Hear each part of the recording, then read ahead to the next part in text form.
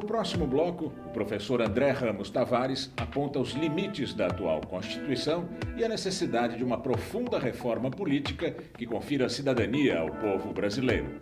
Acompanhe. Mas, professor André, veja, falamos aqui, até objetivamente, de que nem mesmo a Constituição vigente ela está sendo obedecida. Há até uma interposição entre aquilo que Ulisses Guimarães chamou de pétrea, que é a tripartite do poder, executivo, judiciário e legislativo. Me parece que hoje até o executivo transfere muita coisa dos seus direitos e obrigações para o legislativo e até o judiciário já está legislando. Está previsto na Constituição que após 5 anos deveria ter sido feito uma avaliação da Constituição. O Congresso não fez. E hoje, qualquer artigo depende de uma nova interpretação. E a derivação de direitos é tão imensa que não há obrigação de coisa alguma, que não há Estado possível de cumpri-la. Porque para ser nação, você precisa ser juridicamente organizado. Você precisa ter direitos e obrigações de partes de sociedade e de cumprimento de moral, de ética, de relevância cívica. Não há isto mais.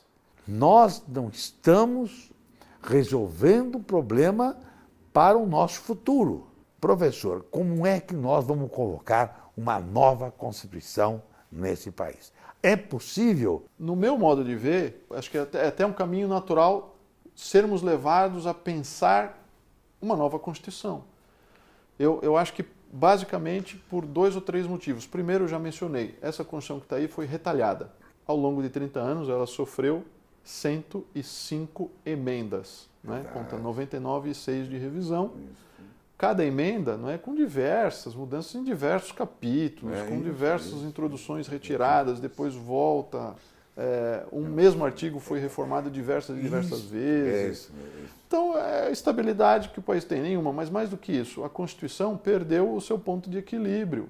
Não é? Ela tinha um formato inicial, que era desenvolvimentista, depois houve um processo de privatização, depois ela continuou sendo utilizada para um processo de, digamos, de reestatização em determinados pontos, depois ela volta agora a ter um projeto neoliberal, e aí eu entro no segundo ponto, que eu acho que é um caminho natural para pensar numa nova Constituição, que é a emenda do teto.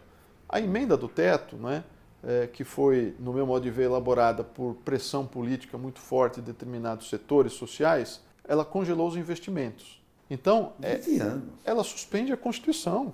Então, se a Constituição manda, imagine, a população cresce e não pode aumentar nada, não se pode aumentar nenhum tipo de serviço, não pode aumentar nenhum tipo de necessidade nova pode surgir porque houve um congelamento. Então, em terceiro lugar, não é, porque de alguma maneira essa Constituição passou a ser desrespeitada em diversas instâncias e até em alguma medida pela sociedade. É uma sensação, né, por parte de muitos professores e de pessoas da área de que parece que essa Constituição perdeu a legitimidade. Veja, isso é muito curioso porque essa Constituição, né, ela é uma Constituição social, né? Ela é uma Constituição que trouxe direitos sociais, promoveu um avanço, ela trouxe institutos importantes de combate a estados ditatoriais, um Estado ditatorial, né? A um Estado que manipulava informações, a um Estado que não assegurava aos parlamentares garantias próprias, né? E hoje nós estamos desconstruindo isso. Veja, por exemplo, a questão do foro privilegiado, né, que surge justamente como uma resposta àquilo que tinha acontecido no período militar, né, de cassações de falta de garantias. Né? E aí nós agora estamos desconstruindo, mas isso é só um exemplo de como a Constituição de 88, nos últimos anos em especial, passou a sofrer um processo de desconstrução. Não foi só no governo atual. Ela passou Não, a já sofrer um processo de desconstrução há muito tempo. Há 30 anos. E aí a gente volta naquele ponto inicial da fragmentação da Constituição. Ela se fragmentou muito. Por conta disso, ficamos na discussão sobre uma nova Constituição. A forma indicada nos manuais, não é, em geral, é a forma revolucionária, não é mesmo? Isso não interessa para nós. Que não interessa, porque é uma ruptura grave, não é, e institucional e social, não é, e é de difícil recuperação, não é um processo muito longo, ou por meio da convocação de uma Assembleia Constituinte. Isso. Essa convocação, não é, ela é sempre muito delicada. Quem pode convocar uma Constituinte? O presidente. Pode ser o presidente, como já aconteceu com a última Constituição. Não é?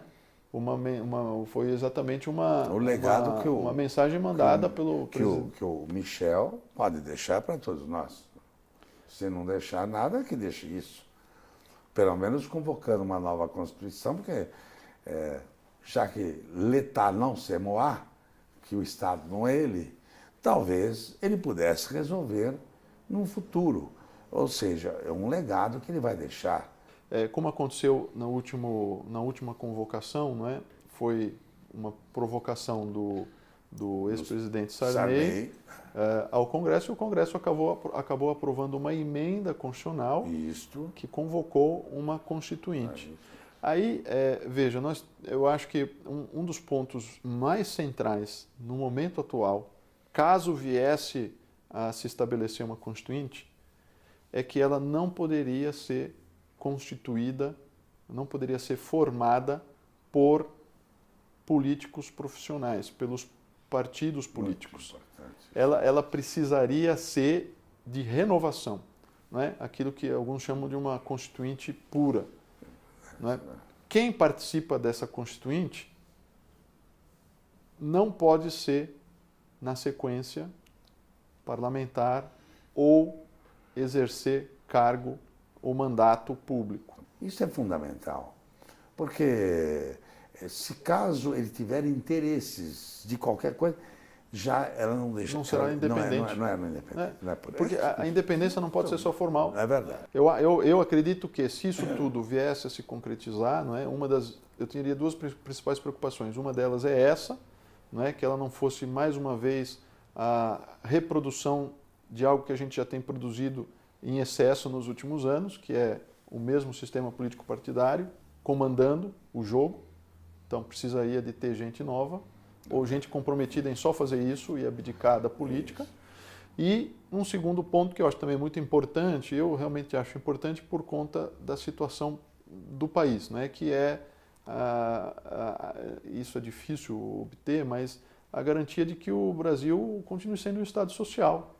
Porque com todo essa dificuldade que nós temos ainda de educação, de saúde, que são coisas básicas para uma nação, né?